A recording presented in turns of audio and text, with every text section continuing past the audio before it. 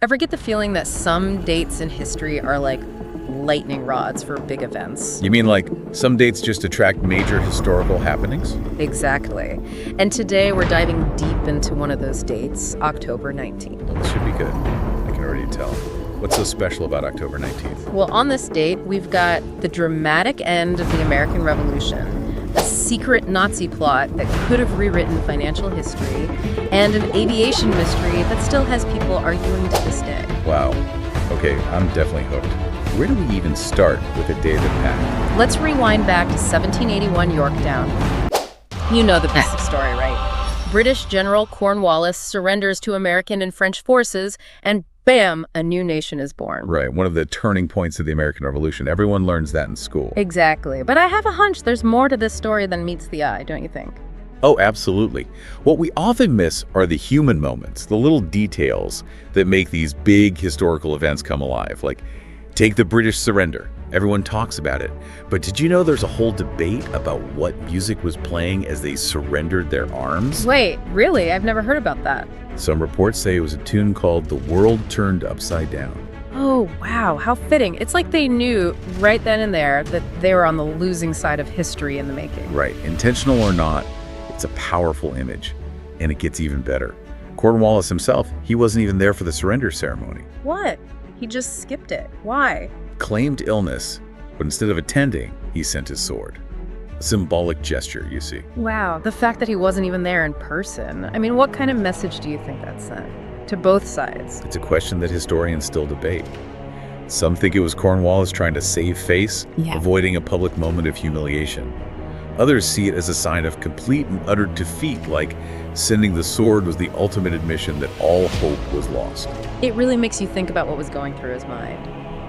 And speaking of things we might not know about, you mentioned earlier that there's more to the Yorktown story. Something about the French Navy. Oh, absolutely.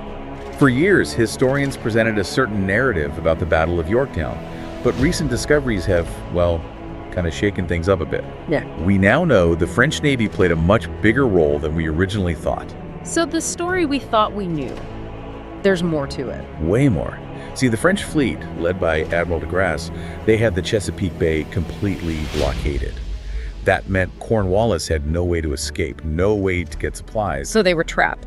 Exactly. Yeah. And that blockade, combined with the American and French armies closing in on land, well, it made a British surrender pretty much inevitable. It was a strategic masterpiece, really, but it's often overshadowed by all the focus on the land battle itself. It's amazing how these new discoveries can totally change our understanding of history. Isn't it? It's like we're always peeling back new layers, finding new perspectives. And speaking of layers, let's talk about the surrender ceremony itself for a moment. Can you imagine being there? The defeated British soldiers. Some reports say they were so angry they smashed their muskets rather than hand them over intact. Wow. I can't even imagine the emotions running high on both sides. And then, in stark contrast, you have the American troops, completely silent, under strict orders not to celebrate their victory. That's an incredibly powerful image. So much tension and not a single word spoken.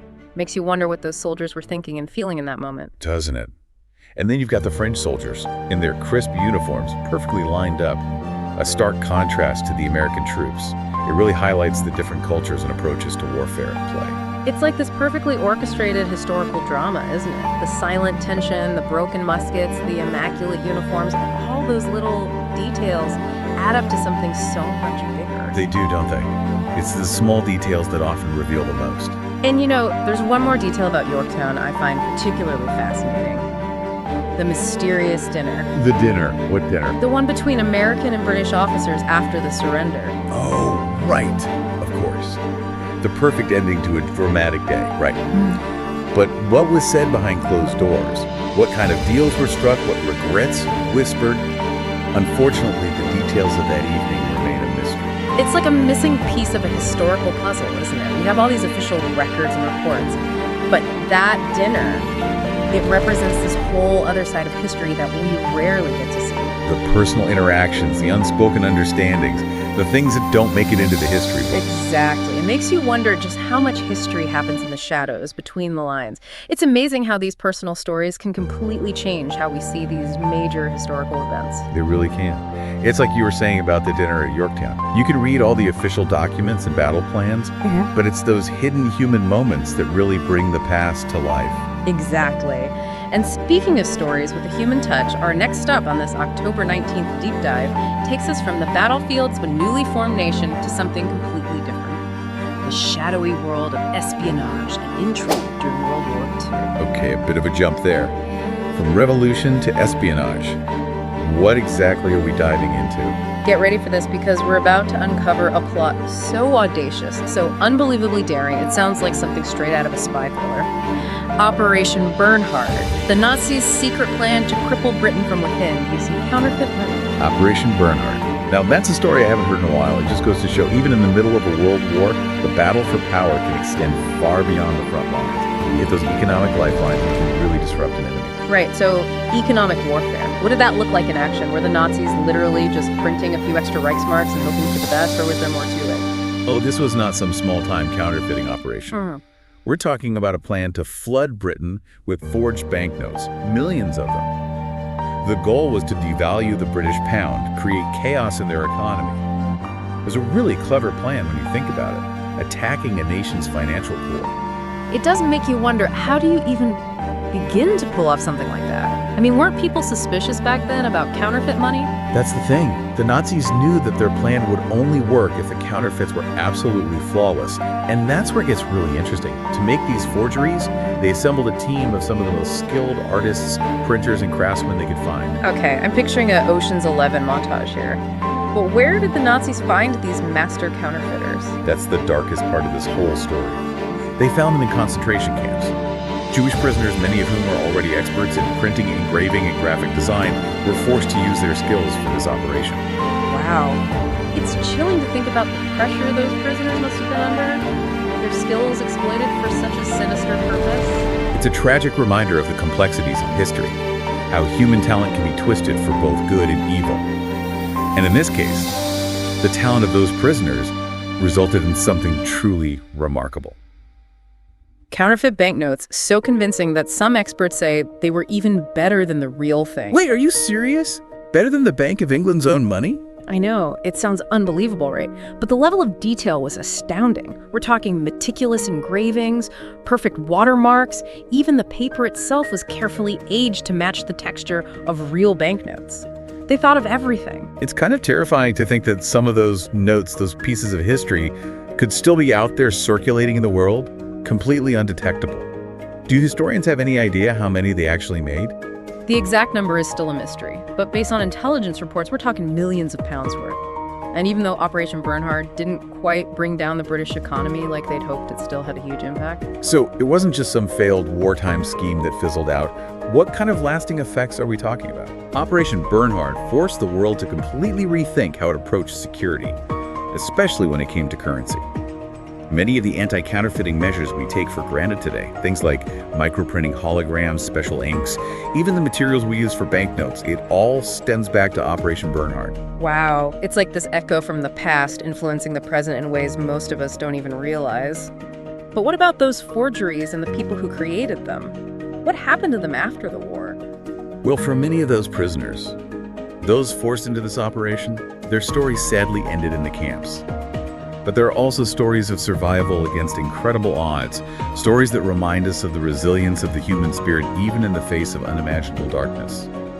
But as for the counterfeit money itself, and those printing plates they used to make it, well, that's where the mystery really takes off. There's still mystery surrounding this. After all these years, what happened to all that money? Did they ever find it? Some of it definitely went into circulation, but a good chunk of it just vanished, disappeared as the war was ending. Vanished? Like what? Poof, into thin air?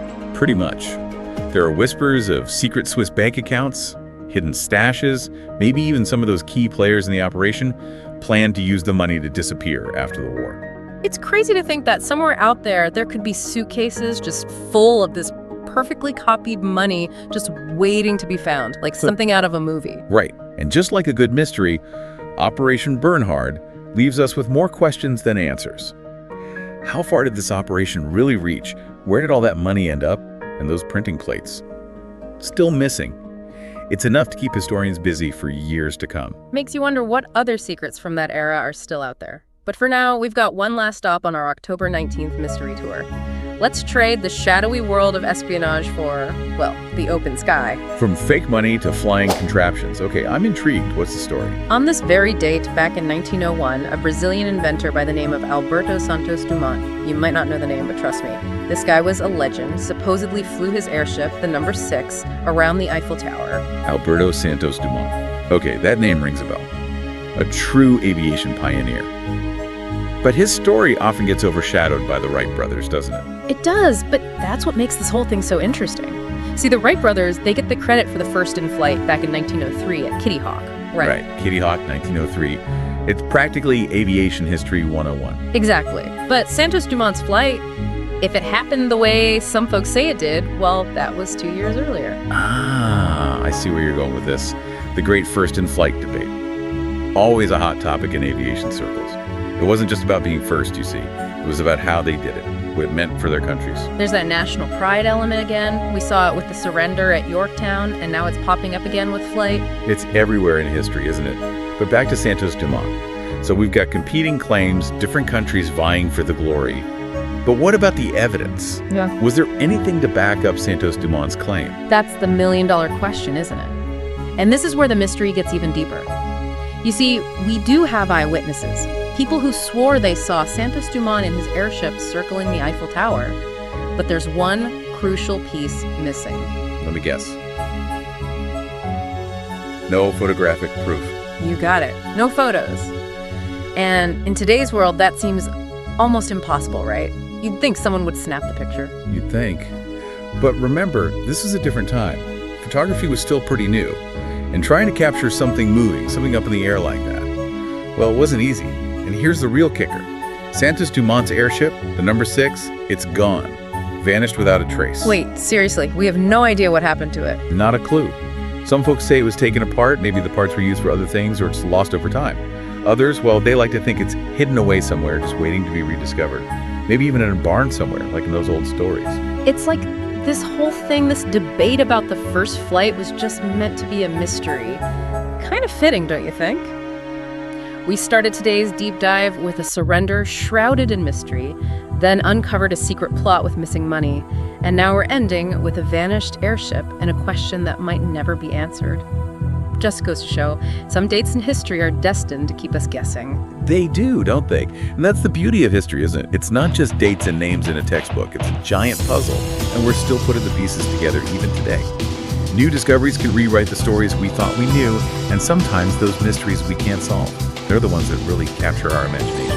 They really do. And who knows, maybe one of our listeners out there will be the one to make the next big historical discovery. Maybe they'll stumble across those missing printing plates or find Santos Dumont's airship tucked away in some forgotten corner of the world. Wouldn't that be something? But for now, we'll leave you with that thought.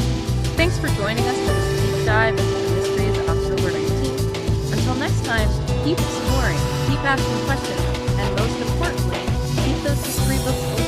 Smash that like button. Please subscribe. Thanks for tuning in to HistorianKid podcast channel. Catchy. We hope you enjoyed this dive into history. If you did, please like this video and subscribe to our channel for more fascinating stories from the past. Your support helps us bring history to life every day. Stay curious, stay informed, and we'll see you in the next episode. What lesser-known historical figures do you think deserve more attention? Get people talking in the